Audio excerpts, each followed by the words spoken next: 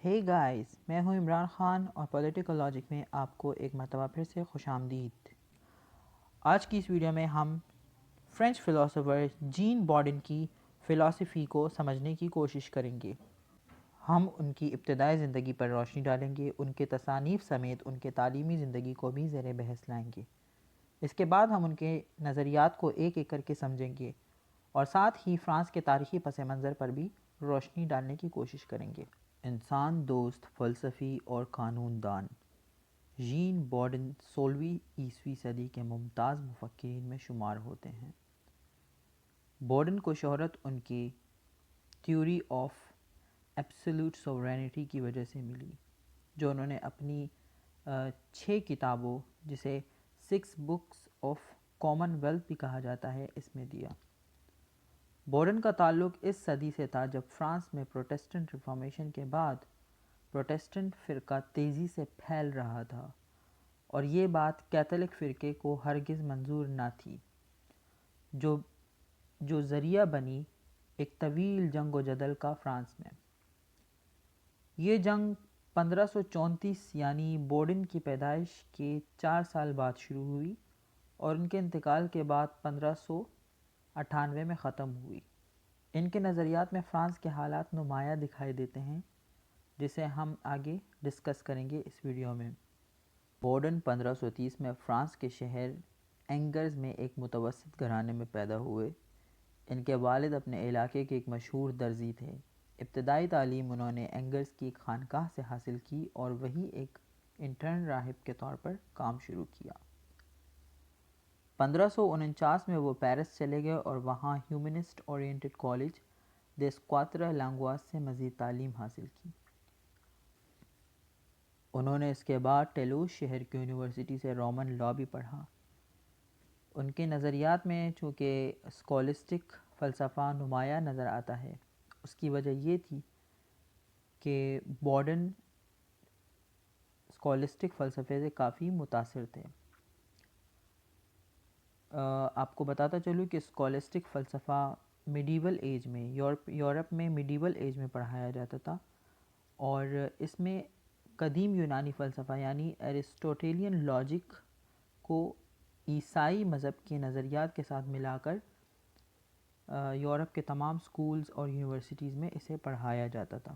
اس کے علاوہ جین بارڈن بعد میں نہ صرف پیرس میں پارلیمنٹ کے ممبر بنے بلکہ لا کے پروفیسر کے طور پر بھی کام کرتے رہے، اور اس کے علاوہ انہیں ہنری III کے دربار میں بھی کافی اچھا خاصا مقام انہیں مل چکا تھا۔ دوستو، جین بارڈن کی سیاسی نظریات کو جاننے سے پہلے ضروری ہے کہ ہم 16ویں صدی کے فرانس کے سیاسی منظرنامے پر روشنی ڈالیں، کیونکہ تب ہی ہم ان کے نظریات کو بہتر طریقے سے سمجھ سکیں گے۔ فرانس دراصل 16ویں صدی کے آغاز سے ہی جنگ و جدل میں گھرا رہا۔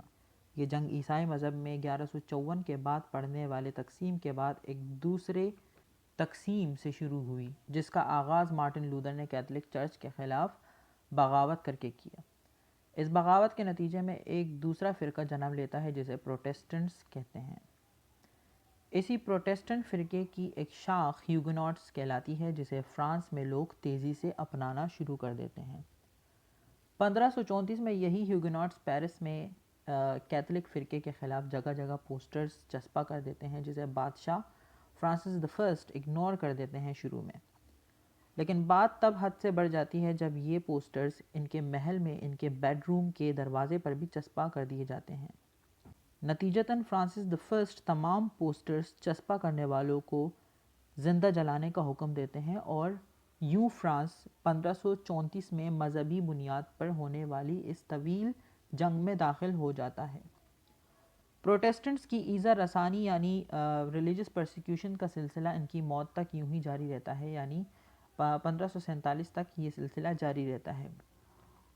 کئی پروٹسٹنٹس جن میں جان کیلون جو کہ کیلونسٹ فرقے کے بانی ہیں، سوئٹزرلینڈ اور دیگر پڑوسی ممالک میں جلاوطنی کی زندگی کرنے پر مجبور ہو جاتے ہیں۔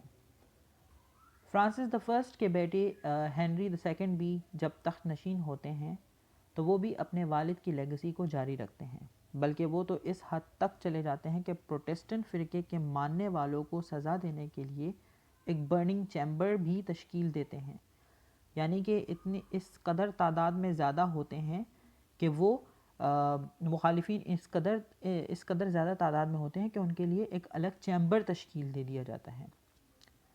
ہنری جو کہ پروٹسٹنٹس کے خلاف تھا مگر اس کے پوپ سے بھی تعلقات اچھے نہیں تھے، اس نے بادشاہ بنتے ہی سب سے پہلا کام یہ کیا کہ کاؤنسل آف ٹرینٹ جو کہ پروٹسٹنٹ فرقے کو پھیلنے سے روکنے کے لیے بنایا گیا تھا، اس کو رقم جو دی جاتی تھی فرانس کی جانب سے وہ دینا بھی بند کر دی تھی۔ 1559 میں ہولی رومن امپائر سے جنگ جیتنے کے بعد جب ہنری سیکنڈ نے ہولی رومن امپائر سے معاہدہ کروایا تو اس کی خوشی میں جاؤسٹنگ ٹورنامنٹ منعقد کروایا۔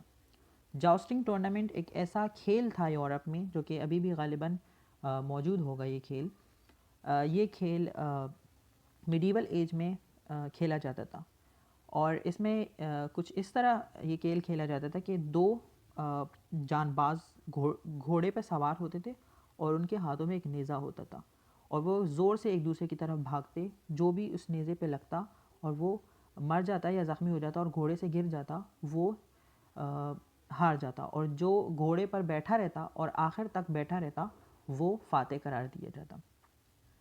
اس کھیل کے دوران ہنری کی آنکھ زخمی ہوئی اور زخموں کی تاب نہ لانے کے باعث اس کی موت واقع ہو گئی۔ ہنری کے بعد اس کا 14 سال کا بیٹا فرانسس II بادشاہ بنا، مگر کم عمر ہونے کی وجہ سے میری دی اسٹوارٹ کو اس کی ریجن بنا دیا گیا جو اسکاٹ لینڈ کی ملکہ بھی تھیں۔ فرانسس II چونکہ کم عمر تھا اور پروٹسٹنٹ چاہتے تھے کہ کسی نہ کسی طرح سے اسے انفلوئنس کر کے اپنے مطالبات منوائے جائیں، اس غرض سے انہوں نے اسے اغوا کیا، جسے کانسپریسی آف امبوائے بھی کہا جاتا ہے۔ بہرحال یہ کانسپریسی ناکام ہوئی اور فرانسس II پر حملہ کرنے والے تمام لوگوں کو یا تو قتل کر دیا گیا یا وہ وہاں سے فرار ہو گئے، اور یہ حملہ ناکام ہوا۔ 1560 میں فرانسس II بغیر کسی وارث کے انتقال کر جاتے ہیں، لہٰذا اگلا بادشاہ اس کے چھوٹے بھائی چارلس کو بنا دیا جاتا ہے، اور ان کی ریجنٹ اس کی ماں کیتھرین ڈی میڈیچی کو بنا دیا جاتا ہے۔ یہ وہی کیتھرین ڈی میڈیچی ہیں جن کا تعلق اٹلی کے مشہور بینکر فیملی سے تھا۔ لہٰذا کیتھرین پلورل اپروچ اپناتے ہوئے ایڈکٹ آف سینٹ جرمان جاری کرتی ہیں، جس کے تحت ہیوگناٹس کو مشروط طور پر اپنی عبادات کرنے کی اجازت دی جاتی ہے۔ اس کے علاوہ انہیں فورٹیفائڈ ٹاؤنز بنانے کی اجازت بھی دی جاتی ہے، یعنی کہ اب ہیوگناٹس فرقے کے لوگوں کو اجازت تھی کہ وہ اپنے فورٹیفائڈ ٹاؤنز کے اندر رہتے ہوئے وہ اپنی عبادات جاری رکھ سکتے ہیں۔ لیکن کیتھرین کا یہ فیصلہ کیتھولک نوبلز کو ایک آنکھ نہیں بھاتا۔ کیتھرین کے اس فیصلے سے کیتھولک اشرافیہ شدید غصے میں آ جاتی ہے اور جنگ کا اعلان کرتی ہے۔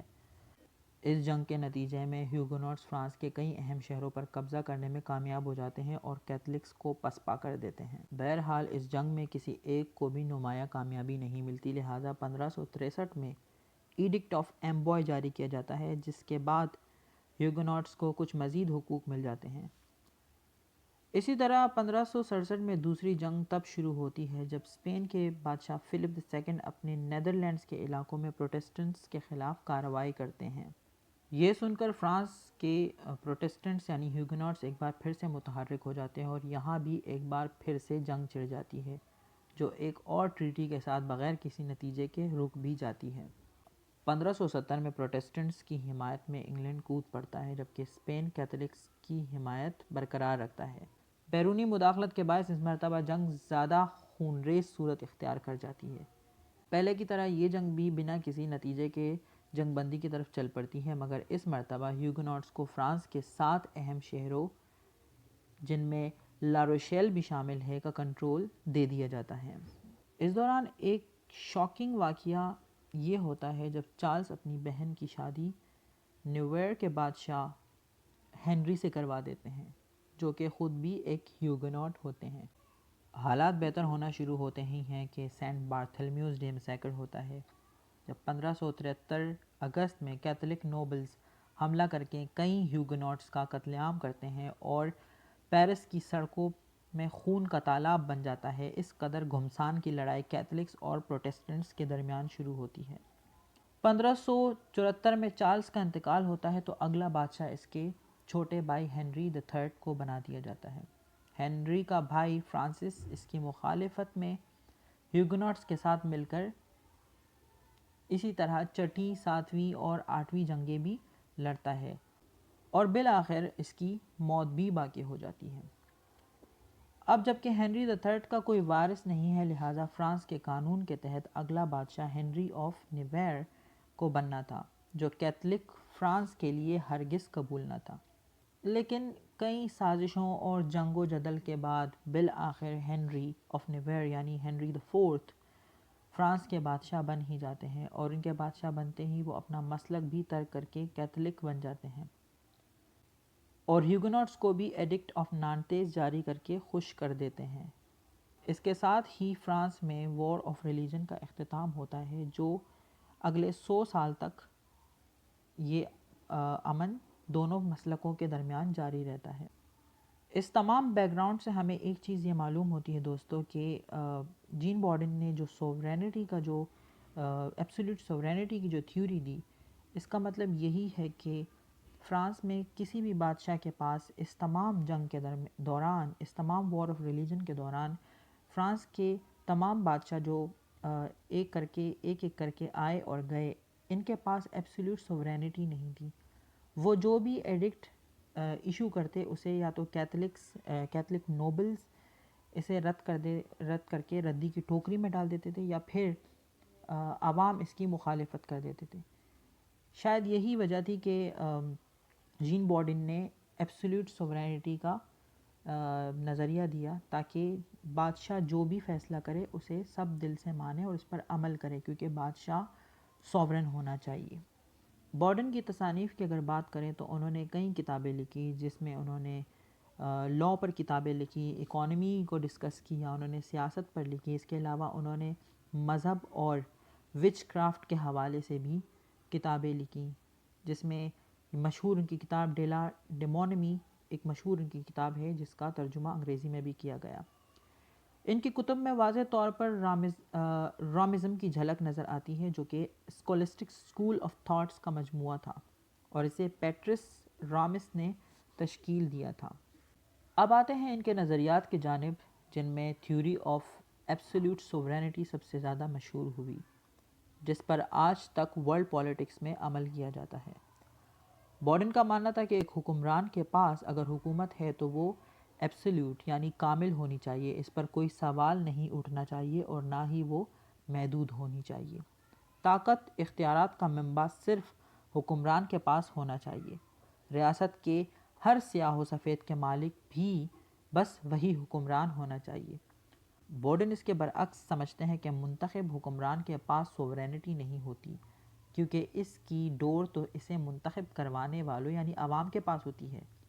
لہٰذا عوام کو کسی حد تک سوورن کہا جا سکتا ہے، مگر وہ بھی خود مختار نہیں ہوتے، کیونکہ انہیں بھی قانون کی پاسداری کرنی پڑتی ہے۔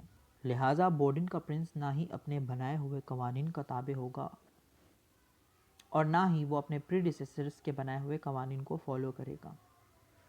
ایک اور ڈیفینیشن جو بارڈن دیتے ہیں کہ sovereignty is the absolute and perpetual power of the state that is the greatest power to command، یعنی sovereignty ریاست کی پابندیوں سے بالاتر اور لامحدود طاقت ہے۔ لیکن بارڈن نے اپنی تھیوری میں بادشاہ کو مکمل طور پر مطلق نہیں بنایا۔ ان کے نزدیک ان کے پرنس کو اس سیٹ کو حاصل کرنے کے لیے کچھ کوالیفیکیشن درکار ہوں گی، جس کے لیے انہوں نے یہ دو پرنسپل دیے۔ پہلا یہ کہ مکمل ایبسولوٹ پاور خود بھی سوورینٹی کے لیے خطرناک ہو سکتا ہے، کیونکہ حکمران خود کو خدا سمجھ کر کچھ بھی کرنے کا اختیار رکھنا شروع کر دیتا ہے، اور وہ بھی بنا کسی کے روک ٹوک کے۔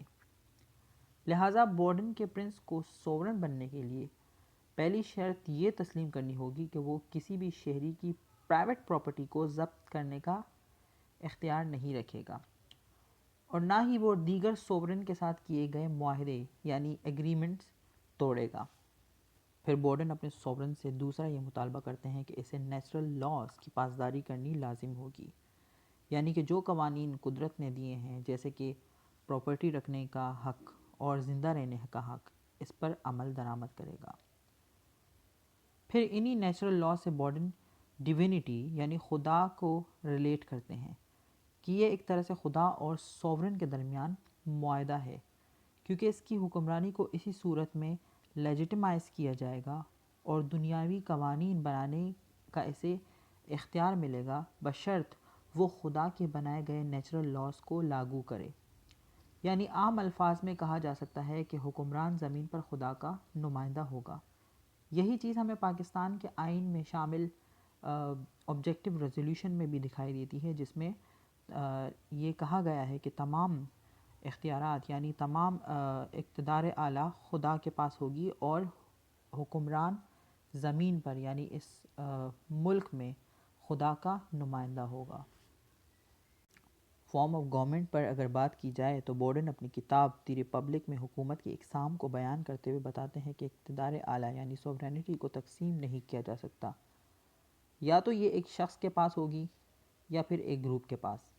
ان کے نزدیک ریاست تین طرح کی ہوتی ہیں: مونارکی یعنی بادشاہت، ایرسٹوکریسی یعنی اشرافیہ کی حکومت، ڈیموکریسی یعنی عوام کی حکومت۔ بورڈن کے مطابق یہ تینوں طرح کی حکومتیں یا تو ٹائرینیکل یعنی آمرانہ ہوتی ہے یا پھر ڈیسپوٹک یعنی استبدادی ہوتی ہیں۔ یعنی عام الفاظ میں بورڈن ایک لافل مونارکی کو سپورٹ کرتے ہوئے دکھائی دیتے ہیں۔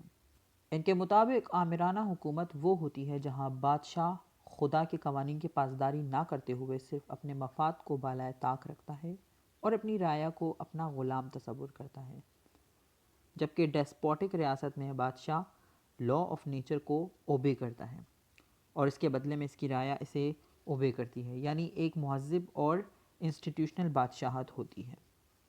اب بات کرتے ہیں ژین بورڈن کے سلیوری کے حوالے سے خیالات پر۔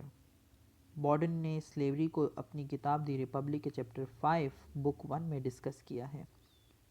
بورڈن کو سلیوری ختم کرنے کی حمایت کرنے والے پہلے مفکرین میں سے ایک تصور کیا جاتا ہے۔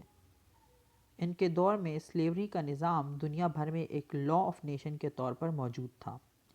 ان کے مطابق سلیوری ایک غیر فطری عمل تھا۔ وہ ارسطو کے سلیوری کے نظریے کے مخالفت میں ایک سوال کرتے ہیں، اور وہ سوال یہ کرتے ہیں کہ کیا غلامی فائدہ مند ہے؟ کیا یہ قدرتی ہے؟ وہ اپنے آرگیومنٹ کو سپورٹ کرنے کے لیے 3 ریزنز دیتے ہیں۔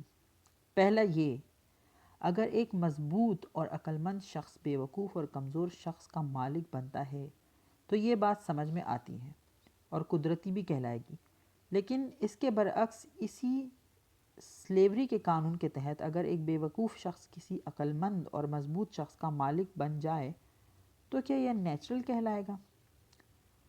دوسرا ریزن وہ یہ دیتے ہیں کہ سلیوری خدا کے قوانین کے خلاف ہے اور خدا کسی بھی انسان کو اس کی مرضی کے بغیر اسے غلام بنانے سے روکتا ہے۔ تیسرا ان کا آرگیومنٹ یہ تھا کہ سلیوری سے انسان کی ڈگنیٹی ختم ہوتی ہے، اسے جانور کی طرح ٹریٹ کیا جاتا ہے، لہٰذا یہ بھی قدرت کے خلاف آتا ہے۔ اس کے علاوہ بورڈن نے معیشت پر بھی تبصرے کیے ہیں۔ ان کے مطابق مہنگائی میں اضافہ دراصل پیسوں یا پھر اشیاء کی ویلیو میں کمی، کلپنگ یعنی انٹرسٹ میں کمی، اور درآمدات یعنی امپورٹ میں اضافہ اور ایکسپورٹ میں کمی کے باعث ہوتا ہے۔ ان کی یہ رائے اس وقت آئی تھی جب امریکی کالونیز سے مسلسل چاندی کو امپورٹ کر کے یورپ میں لایا جا رہا تھا، جس کی وجہ سے مقامی کرنسی کی قدر میں مسلسل کمی ہو رہی تھی۔ بورڈن کو اس رائے کی وجہ سے کوانٹٹی تھیوری آف منی کا اصل خالق بھی کہا جاتا ہے۔ تو یہ تھا دوستو فرینچ فلاسفر جین جیکس بورڈن کا مکمل پولیٹیکل فلسفہ۔ اگر آپ کو میری یہ ویڈیو پسند آئی ہو یا اس ویڈیو سے متعلق کوئی بھی سوال کرنا ہو یا اس لیکچر سے متعلق کوئی بھی سوال کرنا ہو تو آپ مجھے انسٹاگرام، فیس بک اور ٹویٹر کے ان اکاؤنٹس پر بھی ڈی ایم کر کے مجھ سے کوئی بھی سوال پوچھ سکتے ہیں۔ انشاءاللہ ملیں گے اب اگلی ویڈیو میں کسی نئے پولیٹیکل سائنس کے ٹاپک کے ساتھ۔ اللہ حافظ۔